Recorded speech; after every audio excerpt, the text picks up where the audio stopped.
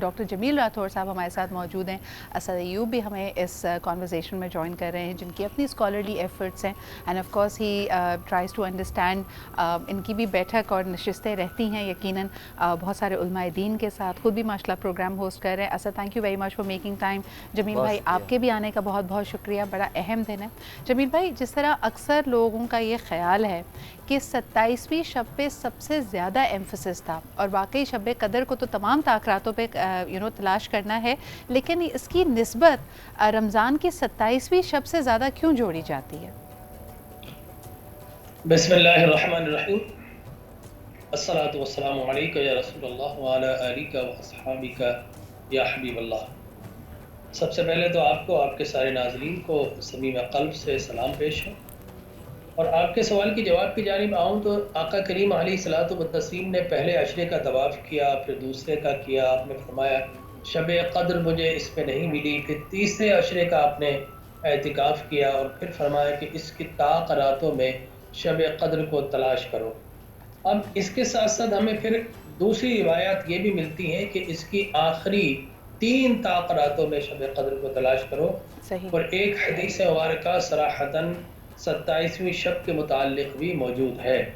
اور اب آئیے, دین کو سمجھنے والے سب سے اہم جو لوگ تھے وہ نبی کے غلام, نبی کے صحابہ, نبی کے ستارے تھے جن سے ہمیں رہنمائی کرنے کا حکم دیا گیا. چنانچہ حضرت ابی بن کعب, حضرت ابن عباس رضی اللہ تعالی عنہما باقاعدہ قسم اٹھا کر کہتے ہیں کہ یہ ماہ سیام کی 27ویں رات ہے. اور اس کے بہت سارے دلائل دیتے ہیں. اللہ نے 7 آسمان بنائے, 7 زمین بنائے, صفا مروہ کے چکر 7 بنائے, اللہ نے طواف 7 رکھے, انسان کے چہرے کے اندر جو اوریفسز ہیں اللہ نے وہ 7 رکھے ہیں, قرآن کی منزلیں 7 ہے, سورہ فاتحہ کی آیات 7 ہیں جو دیباچہ قرآن ہے. تو ایک بہت لمبی فہرست ہے. حضرت عمر رضی اللہ تعالی عنہ نے سارے صحابہ کو جمع کیا, پوچھا تمہارا کیا خیال ہے. سب نے اپنے اپنے نظریے پیش کیے, لیکن حضرت ابن عباس رضی اللہ تعالی عنہما نے جو یہ ساری تماثیل پیش کی, اس کے بعد حضرت عمر بن خطاب نے فرمایا کہ وہ بات جو تم سے پوچھی تھی وہ ایک لڑکے نے بتا دی ہے. لہٰذا یہ جو ہمارا حسن قیاس ظن جو بنتا ہے یا یقین کی حد تک چلا جاتا ہے وہ 27ویں شب ہی کے متعلق ہے. لیکن اس کا مطلب یہ ہرگز نہیں کہ 27ویں ہی شب سرٹن ہے. اگر اللہ کے حبیب فرما دیتے تو پھر ان کی شان تو یہ ہے کہ وہ جو کہہ دیتے ہیں وہ قانون بن جاتا ہے. لہٰذا آپ نے چونکہ نہیں کہا اس لیے کوئی سرٹن لا نہیں کہیں گے. لیکن بہرحال اگر ماہ رمضان میں دیکھیے پچھلی امتوں کو پوری زندگی رہبانیت اختیار کرتے تھے. ہمیں کہا گیا کہ دنیا اور آخرت تمہاری, فقط ان 10 دنوں میں اگر اللہ کی جانب لو لگا لو گے, اعتکاف میں چلے جاؤ گے, یا نہ بھی جا سکے تو ان جو ہے 5 طاق راتوں میں اگر اللہ کی جانب رجوع کر لو گے تو اللہ تبارک و تعالی وہ ثواب جو رہبانیت کو یا راہبوں کو پورے سال پوری زندگی کا ثواب عطا کرتا تھا, اللہ وہ 1000 مہینوں سے بڑھ کر ثواب تمہیں عطا فرمائے. سبحان اللہ, سبحان اللہ. جمیل بھائی, اکثر لوگ نشانیاں کہتے ہیں, جس طرح جب تلاش ہوتی ہے, جستجو ہوتی ہے, تو کچھ نشانیوں کا ذکر کیا جاتا ہے کہ اگر تمہیں ایسا تمہارا دل عبادت میں لگے کہ بار بار سجدہ کرنے کو, ذکر کرنے کو اور علم ناک سے دعا کرنے کو دل چاہے تو یقیناً یہ ایک اشارہ ہے کہ شاید آپ شب قدر آپ نے اس کو پا لیا ہے. اس کے علاوہ کہا جاتا ہے کہ صبح, یعنی کچھ روایتوں میں ملتا ہے کہ صبح اگر آپ کو بے نور لگے, یعنی آپ کو لگے کہ رات کا نور زیادہ تھا بجائے اس کے کہ جب طلوع سحر ہوئی ہے تو اس کا نور تھوڑا مدھم ہے, تو یہ بھی ایک نشانی ہے. اس کے علاوہ کچھ روایتوں میں یہ بھی سننے میں آیا ہے کہ جانور کے رونے کی آواز نہیں آتی اس شب قدر میں. اس کے حوالے سے آپ کیا کہیں گے, یہ نشانیاں صحیح ہیں؟ دیکھیں میں آپ سے عرض کروں کہ بے شک یہ نشانیاں صحیح ہیں, لیکن وہ دیکھنے والی آنکھ ہمارے پاس نہیں ہے. ہم کب صبح اٹھ کر دیکھتے ہیں کہ جناب سورج کس زاویے پر ہے, کس نیزے پر ہے. آج سورج کی ہمیں گرمی ضرور محسوس ہوتی ہے, لیکن سورج کی شعاعیں ہم نہیں دیکھ پاتے کہ وہ تیز ہے یا کم ہے. ابر آلود موسم ہم دیکھ لیتے ہیں. یہ نشانیاں ٹھیک ہے. اسی طرح ہم تو شہروں میں رہتے ہیں, ہمارے ارد گرد کچھ کتے ضرور بستے ہیں، ٹھیک ہے نا، لیکن اس کے علاوہ کوئی جانور نہیں ہوتے، لہٰذا یہ مثال بھی ہمارے لیے نہیں ہے۔ لیکن میں آپ سے عرض کروں کہ جو احادیث نبویہ میں نے پیش کی ہے، یقیناً وہ زیادہ اہمیت کی حامل ہے نشانیاں تلاش کرنے کے لیے، اور پھر وہ لوگ کے جو کہ متقی ہوں تو یقینی طور پر تقویٰ ہو، صالح ہوں اور دین کے اندر جستجو کرتے ہوں، ان کو تو ہر سجدہ ہی لذت دیتا ہے۔ قرآن نے کہا وَالَّذِينَ يَبِيتُونَ لِرَبِّهِمْ سُجَّدًا وَقِيَامًا، کہ میرے نیک بندے وہ ہیں جو ساری رات کھڑے ہو کر حالت قیام میں اپنے رب کی بارگاہ کو مناجات پیش کرتے ہیں، اسے یاد کرتے ہیں، اسے مناتے ہیں، تو ان کی تو ہر رات ہی شب برات ہوتی ہے۔ لیکن پھر اللہ تبارک و تعالیٰ نے گناہ گاروں کے لیے شب برات بنائی اور اسی کے تسلسل میں شب قدر عطا فرمائی، کہ وہ فیصلے جو شب برات اللہ فرما دیتا ہے، 40 دن کا اللہ تبارک و تعالیٰ اپیل کا حق رکھتا ہے انسانوں کے لیے، کہ تم چاہو تو اپیل کر لو، فیصلہ کر دیا ہے تو مجھے منا لو۔ تو یہ 40 دن کا اپیل کا حق اللہ تعالیٰ نے انسان کو دیا ہے، اور اس کے بعد شب قدر میں ملائکہ کو تفویض کر دیا جاتا ہے، جو جو لکھا گیا ہے اس کو امپلیمنٹ کرنے کے لیے ملائکہ کو تفویض کرتا ہے، ملائکہ پوری دنیا میں زمین پر پھیل جاتے ہیں۔ That's a very interesting perspective to have. جمیل بھائی، یہ بہت ہی انٹرسٹنگ پرسپیکٹیو ہے کہ جس طرح شب برات اور پھر شب قدر کا آپ نے ایک نسبت بنائی ہے۔ اسد، آپ کیا کہیں گے؟ الحمدللہ مختلف ٹرانسمیشنز میں بھی آپ جاتے رہے، اس دفعہ بڑی تنقید بھی ہوئی ہے، کچھ مثبت فیڈ بیک بھی ہمیں ملا ہے۔ آپ کیا سمجھتے ہیں کہ ہمارا رجحان، اور خصوصاً جس طرح رمضان کے مہینے کو ہم اپروچ کرتے ہیں، میڈیا میں جس طرح مختلف دینی اور شرعی موضوعات کو ڈسکس کیا جاتا ہے، آپ کا as a viewer and as somebody جو کہ میڈیا کا ایک حصہ بھی ہے، آپ کا کیا رد عمل ہے؟ سیدہ صاحبہ بہت شکریہ۔ میں آپ کے سوال کے جواب میں بس یہی کہنا چاہوں گا کہ دیکھیں، یہ دین جو ہے ہمیں بڑی قربانیوں کے بعد ملا ہے۔ حضور نبی کریم صلی اللہ علیہ وآلہ وسلم نے بڑی مشقت سے، صحابہ نے، اہل بیت نے تو اپنے پورے گھرانے کو جو ہے قربان کیا اس دین اسلام کی خاطر۔ تو ہمیں یہ چاہیے کہ جب یہ چاہے رمضان ٹرانسمیشنز ہوں، چاہے ہم مذہبی ڈومین میں چاہے جو بھی کام کریں، عام پروگرامز کی نسبت اس پروگرام میں آپ کی ذمہ داری بہت بڑھ جاتی ہے، کیونکہ اللہ اور اس کے رسول صلی اللہ علیہ وسلم کا ذکر، اور سب سے بڑھ کر پھر ذمہ داری کے ساتھ کرنا، اس کو باوضو ادب و احترام کے ساتھ کرنا، یہ انسان پر ضرور لاگو ہوتی ہیں یہ چیزیں۔ اور جو لوگ دیکھیں سدرہ صاحبہ، رمضان ٹرانسمیشنز ہوں یا مذہبی پروگرامز کو نیک نیتی کے ساتھ کرتے ہیں، اللہ تعالیٰ ان کے پروگرام میں اور چیزوں میں برکت بھی دیتا ہے، لیکن ہمارے سامنے وہ بھی جیتی جاگتی مثال ہے کہ جب انہوں نے، بہت سارے لوگوں نے جب اس دین کو تماشا بنایا تو اللہ تعالیٰ نے ان کی زندگیوں کو اس دنیا میں تماشا بنا دیا۔ کوئی کام ہم کریں دیگر اعتبار سے چل جاتا ہے، لیکن اللہ اور اس کے رسول صلی اللہ علیہ وآلہ وسلم کا ذکر ایسا ہے کہ اس پر انتہائی ذمہ داری، انتہائی احترام کے ساتھ اس کو کرنے کی ضرورت ہے۔ بالکل، اور مجھے لگتا ہے کہ کہیں نہ کہیں اسد آپ کی بات میں بہت وزن ہے، لیکن دلوں کے حال اور ہماری نیتوں کو صرف اللہ تعالیٰ جانتا ہے۔ کبھی کبھار میں دیکھتی ہوں کہ سوشل میڈیا پہ جو ڈسکورس ہے، جو ریاکشنز آتے ہیں، ہمارے دلوں کو کہیں نہ کہیں بہت سخت کر دیا گیا، ہم نے خود بنا لیا اپنے دلوں کو بہت سخت۔ جمیل بھائی، جس طرح لوگوں کے پہناوے سے لے کے ان کی ہر چیز تک، یعنی ہم میں سے کوئی بھی پرفیکٹ نہیں ہے، یقیناً ہمارے علماء کرام بہت قابل احترام ہیں، ان کی نالج ہم سے کہیں زیادہ ہوگی، لیکن جو لوگ جستجو کر رہے ہوتے ہیں، میں دیکھتی ہوں کہ بیچارے بہت سارے اینکرز ہیں جن کو شدید تنقید کا سامنا کرنا پڑ رہا ہے۔ کیا یہ صحیح بات ہے؟ جمیل بھائی کیا کہیں گے اس پہ؟ دیکھیں، میں آپ سے ایک عرض کروں کہ یقینی طور پر ہمارا میڈیا بہت ساری اچھائیوں کا بھی موجب ہے، بہت ساری خرابیوں کا بھی موجب ہے، اور پھر آپ نے اینکرز کی بات کی تو بلیو کیجئے کہ رمضان ٹرانسمیشن میں ایک آپ تشریف فرما ہوتی ہیں اور ایک دوسری میں فیمیلز اینکر کو دیکھتا ہوں، تو وہاں پر تو ایسا لگتا ہے کہ وہ غالباً ان کا اپنا ولیمہ ہے یا پھر مہندی مائیوں ہے، اور اس حد تک وہ قیمتی اور زرق ورق لباس جو کہ دلہن کو، غریبوں کی بچیوں کو میسر نہیں ہے، وہ پہن کر بیٹھتی ہیں۔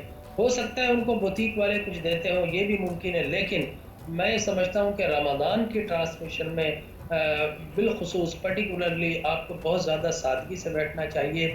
آپ کا حق ہے اچھا لباس پہننا، وہ پہنیے، لیکن ایسا لباس پہننا جس میں ہماری بچیاں اٹریکٹ کر کے یہ خواہش اور یہ حسرت رکھیں کہ لباس ہمیں بھی ملے، اور پھر اس حسرت کا سب سے پہلا نشانہ اس کا غریب باپ بنتا ہے، اس کی ماں بنتی ہے، پھر اس کے بعد نہ جانے خواہشات کہاں تک چلی جاتی ہے۔ جمیل بھائی، قطع کلامی کی معافی چاہوں گی، بالکل آپ آپ کا اوپینین آئی رسپیکٹ دیٹ. قطع کلامی کی بھی معافی چاہوں گی. ایک کالر ہمارے ساتھ موجود ہیں. بہت ساری ایسے ایلیمنٹس ہو سکتے ہیں جس میں ایسپریشنل ویلیو ہے. آپ کا پرسپیکٹیو بجا ہے کہ ایسپریشنل ویلیو کو تھوڑا کم کر کے ریالٹی اور سمپلسٹی کے قریب ہونا چاہیے, لیکن پھر بھی مجھے لگا کہ شاید یہ تھوڑی سی ذاتی تنقید ہو جائے گی, اس لیے میں اس سے تھوڑا سا I want to step back from it. ایک کالر ہمارے ساتھ ہیں, آئیے ان کی بات سن لیتے ہیں. ہیلو, السلام علیکم. جی السلام علیکم. جی کون سا, آپ کہاں سے بات کر رہے ہیں؟ جی میں کبیر علی بات کر رہا ہوں کراچی سے. جی شبیر صاحب کیا کہیں گے؟ جی میرا سوال یہ ہے علامہ صاحب سے جی کہ آج ہم جیسے کہہ رہے ہیں کہ 27ویں شب ہے, جی لیکن یہ جو چاند کی تاریخیں آگے پیچھے ہو جاتی ہیں, جو کمیٹیز چاند دیکھنے کی کمیٹیز ہیں یہ چاند کی تاریخ آگے پیچھے کر دیتی ہیں, تو اس چیز سے ہمیں کیسے پتہ چلے کہ آج ہی 27ویں شب ہے یا آج ہی تاثرات ہے؟ اچھا, یہ آپ کا بڑا انٹرسٹنگ سوال ہے. اور جمیل بھائی بہت شکریہ شبیر بھائی کال کرنے کے لیے. چاند کی رویت اور اس سے ریلیٹڈ اگر جس طرح ہم دیکھتے ہیں کچھ ممالک میں چاند پہلے ہو جائے تو تاریخوں میں اگر فرق آ رہا ہو تو اس کا کیا اثر پڑتا ہے شب قدر کی تلاش میں. جی جمیل بھائی, یہ سوال بریک سے پہلے آیا تھا, اس پہ آپ کیا کہیں گے؟ دیکھیں میں آپ سے عرض کروں کہ آپ جس ملک میں جس کنٹری میں ہیں جی وہیں پر آپ چاند دیکھ کر رمضان کا آغاز کرتے ہیں اور وہی چاند دیکھ کر رمضان کے اختتام یا شوال کا آغاز کرتے ہیں. صحیح. تو لہٰذا دنیا میں کہیں بھی مختلف ممالک میں ہو سکتا ہے, لیکن آپ کا اعتدار آپ کے خطے میں ہوتا ہے. اس لیے کہ عین ممکن ہے کہ ہم یہاں پر فجر کی نماز پڑھیں اور اس کے بعد 2 گھنٹے کے بعد سعودیہ میں فجر کی اذان ہو رہی ہو, یا عین ممکن ہے کہ ہم یہاں پر ظہر کی نماز پڑھیں اور وہاں پر عصر کی نماز, وہاں پر ابھی ظہر کا وقت شامل نہ ہو, صحیح. اور ہم مغرب کی نماز یہاں پڑھ لیں اور وہاں پر ابھی عصر کی نماز ہو رہی. دیکھیے ہمارا جو نظام ہے نا وہ شمسی بھی ہے قمری بھی ہے. صحیح. ہم قمری مہینوں کے لحاظ سے اپنے روزے کا آغاز کرتے ہیں, مہینوں کا آغاز کرتے ہیں, اور شمس کے لحاظ سے جو لیونر سسٹم ہے اور جو سولر سسٹم ہے, سولر کے لحاظ سے ہم اپنی نماز کے ٹائمنگز طے کرتے ہیں. صحیح. لہٰذا بالخصوص وہاں پر جہاں پر ٹائمنگز چینج ہو رہے ہوں, جہاں پر یہ پورا سولر سسٹم اپنے قدرے دوسرے علاقے سے اس کا رائز, اس کا جو سیٹ اور غروب ہے وہ مختلف ہو, تو پھر ایسی صورت میں آپ اپنے خطے پر یقین کر کے کرتے ہیں. بالکل صحیح. اور یہ غلطی, ہاں جی فرمائیے. اس غلطی کا احتمال ضرور ہو سکتا ہے کہ کوئی شخص جو ہے وہ غلط چاند دیکھ کر اعلان کر دے, یہ احتمال ہو سکتا ہے, لیکن میں سمجھتا ہوں کہ ہماری روایت ہلال کے اندر ایسے جید علماء کرام ہوتے ہیں جو یقینی طور پر جن پر ملک پاکستان اعتبار کرتا ہے, جس طرح علامہ پروفیسر مفتی منیب الرحمان صاحب جب تک رہے انہوں نے حق و صداقت کے ساتھ یہ کام کرتے رہے. اب بھی جو علماء کرام ہیں یقیناً وہ اپنی نہیں, اور آپ نے وضاحت کر دی جس طرح کہ صرف شب قدر ہی نہیں, ہمیں کہا جاتا ہے کہ فجر کے وقت جب آپ رمضان میں سحور جیسے ہی ختم ہوتی ہے وہ بھی قبولیت کا وقت ہے. اس کے علاوہ جب آپ روزہ افطار کرتے ہیں تب بھی قبولیت کا وقت ہے, تو وہ آپ اپنے لوکل ٹائمز کو دیکھ کر کرتے ہیں. اس میں آپ کو کوئی مغالطہ نہیں ہوتا کہ بھئی افطار کا وقت ہے, یہ دعا کا وقت ہے, یہ قبولیت کا وقت ہے یا نہیں. تو یہی میرے خیال میں رولز آپ کے شب قدر پہ ہیں. ایک چیز یہاں پر اور کہنا چاہوں گا کہ دیکھیے جو مقتدر علماء کرام فیصلہ کرتے ہیں وہ جتنا بھی آپ کا یہ ویدر سسٹم ہے ان کے ماہرین سے بھی جا کے پوچھتے ہیں کہ چاند کب تک رویت, اس کی برتھ کب ہو سکتی ہے, اس کے باوجود بھی کوئی فیصلہ کر دے اور وہ غلط ہو جائے تو ایسی صورت میں بھی ایک اجر ان کو ملتا ہے, اور عوام کو چاہیے ان کو فالو. بالکل. اور جس طرح کہا جاتا ہے کہ ہیومن ایرر اور ہیومن کسی نہ کسی سسٹم کا تو حصہ آپ نے بننا ہی ہے. بہت بہت شکریہ. ڈاکٹر جمیل راٹھور صاحب ہمارے ساتھ موجود تھے, اسد ایوب ہمارے ساتھ موجود ہیں. جمیل بھائی آج کیونکہ انشاءاللہ تعالی پاکستان بھر نے 26واں روزہ اختیار کیا ہوا ہے اور آج کی شب 27ویں شب ہے جس میں جیسے ہم نے کہا کہ قیام پاکستان بھی ہوا, اور اللہ تعالیٰ نے اس نور والی تجلیوں والی رات میں ہم سب کے لیے بہت انعامات رکھیں. تو میں چاہوں گی, آپ سے درخواست کروں گی کہ ہم سب کے لیے آپ دعا کریں اور ہم سب آپ کی دعا میں شامل ہو جائیں. ڈاکٹر صاحب آپ سے ایک درخواست اور کروں گا کہ حالیہ دنوں ہمارے اس پروگرام کے پروڈیوسر عرفان اجو بھائی کے والد صاحب بھی اس دنیا سے رخصت ہو گئے, ان کے لیے بھی مغفرت کی دعا فرمائیے گا. صلی اللہ علی حبیبہ محمد و آلہ وسلم. اللهم ربنا آتنا في الدنيا حسنة وفي الآخرة حسنة وقنا عذاب النار. یا اللہ یا رحم الدنیا والآخرہ، ہم گناہگار و سیہکار تیری بارگاہ عالیہ متعالیہ میں حاضر ہیں۔ اے عیبوں کو چھپانے والے، اے گناہوں کو مٹانے والے، اے ہمارے دکھ درد پر مرہم رکھنے والے، اے بیماروں، ضعیفوں اور محتاجوں پر کرم کرنے والے، اے رزق دینے والے، اے جسم و جان دینے والے، اے ہمارے رب کریم، اے ہمارے پالنہار، اے رازق انس و جاں، اے خالق زمین و آسمان، اے خدائے لا فنا، آج کی رات جو آنے والی ہے بڑی برکت والی رات ہے۔ یہ رات، یہ شب غفران ہے، بخشش و مغفرت کی رات ہے، تیرے ملائکہ کا نزول ہوتا ہے۔ تو اے رب کریم، اس رات میں ہمیں خشوع و خضوع کے ساتھ، ذوق و شوق کے ساتھ دنیاوی کاموں کو ترک کر کے اے اللہ تجھے منانے کی توفیق عطا فرما۔ اے رب کائنات تیری جانب رجوع کرنے کی توفیق عطا فرما۔ اے اللہ، ہم سجدہ کرتے ہیں تو اے مالک تو راضی ہوتا ہے، تو ہمیں آج کی رات اپنی جبین نیاز کو بارگاہ بے نیاز میں جھکانے کی توفیق عطا فرما۔ اے رب کائنات، ہمارے ذہن کو بھی جھکا، ہمارے قلب کو بھی جھکا، ہمارے جسم و جاں کو، ہماری روح کو، ہماری سوچ کو بھی اپنی بارگاہ میں جھکا لے، اس لیے کہ اللہ ہم نمازوں میں ہاتھ تو باندھتے ہیں لیکن اپنی سوچ کو نہیں باندھ سکتے۔ اے رب کائنات، ہمیں ساری نفسانی خواہشات سے، اے اللہ سوچ کی غلط کاریوں سے، اس بے رحم کمپٹیشن سے، ایک دوسرے کو نیچا دکھانے کی کوشش کرنے سے اے رب کائنات باز رہ کر، اے رب کائنات ہمارے قلب کی طہارت کا سامان عطا فرما دے۔ اے اللہ لذت گریہ عطا فرما دے، چشم نم عطا فرما دے، اے اللہ خلوص نیت عطا فرما دے، خلوص قلب عطا فرما دے، ہمارے ظاہر و باطن پر کرم فرما دے، ہماری نیتوں کی اصلاح فرما دے، ہمارے اخلاق کی اصلاح فرما دے، ہمارے کاروبار کی اصلاح فرما دے، ہمارے صحت کی اصلاح فرما دے۔ جہاں جہاں روئے زمین پر بیمار ہے، اے رب کائنات تجھے واسطہ ہے تیرے قرآن کا، صاحب قرآن کا، نزول ملائکہ کا۔ اے رب کائنات روئے زمین کے مسلمان جہاں جہاں بیمار ہیں سب کو صحت کاملہ عاجلہ دائمہ و تامہ عطا فرما۔ اے رب کائنات جو پریشان حال ہیں ان کی پریشانیوں کو دور فرما۔ اے رب جو مصیبت زدہ ہیں ان کی مصیبتوں کو دور فرما، جو بے اولاد ہیں ان کو اولاد عطا فرما، جو بے گھر ہیں انہیں اچھے گھر اور ٹھکانے عطا فرما، جو قرض دار ہیں انہیں بارے قرض سے سبکدوش فرما، اور اے اللہ جو برسر روزگار ہیں ان کے رزق روزگار میں برکتیں عطا فرما۔ ہماری اولاد کو، بچوں کو اے اللہ دین و دنیا کے علوم حاصل کرنے کی توفیق عطا فرما۔ ہمارے گھروں میں جو خواتین ہیں اللہ ان پر کرم فرما، ہماری بچیوں پر کرم فرما، ان کی عصمت و حیا کی محافظت فرما۔ اے رب کائنات ہمیں اپنے بچوں کے ساتھ ساتھ بچیوں کو بھی دین اور دنیا دونوں کی تعلیم کے اندر اللہ وہی حق ادا کرنے کی توفیق عطا فرما جو حق ہم اپنے بیٹوں کے لیے کرتے ہیں۔ اے اللہ بیٹیاں تو سراپا حیا ہیں، بہنیں درد آشنا ہیں، بیوی ہے تو اللہ مہر وفا ہے، اور ماں ہے تو سراپا دعا ہے۔ ہمیں ان رشتوں کا تقدس اور حرمت کو اے اللہ ہمیشہ ہمیشہ نبھانے کی توفیق عطا فرما۔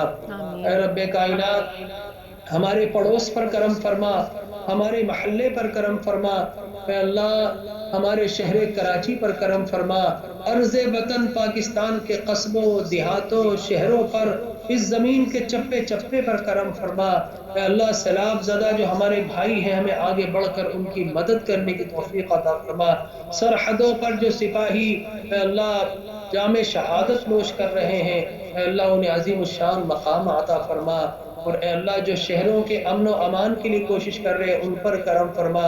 اے رب کائنات پاکستان تنگی رزق کا شکار ہے، دور فتن ہے، دور ابتلا ہے، اس ابتلا میں اللہ تجھے پکارتے ہیں، پاکستان کے کھیت و کھلیانوں پر کرم فرما دے، پاکستان کے کاروبار پر کرم فرما دے، ہمارے سارے پاکستان پر کرم فرما، اور اے اللہ ہمارے جدات و امہات جو اس دنیا سے پردہ فرما چکے ہیں، جس طرح ہمارے بھائی نے کہا کہ عرفان صاحب کے والد ماجد انتقال کر گئے.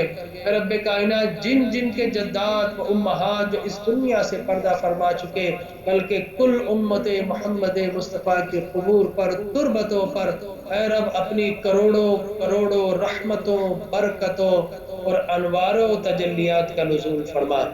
آمین آمین یا رب العالمین. وصلی اللہ تعالی علی خیر خلقہ ونور عرشہ وزینۃ فرشہ سیدنا مولانا محمد وعلی آلہ واصحابہ اجمعین برحمتک یا ارحم. شکر الحمدللہ، بہت بہت شکریہ. ہمارے ساتھ موجود تھے ڈاکٹر جمیل اور اسد ایوب.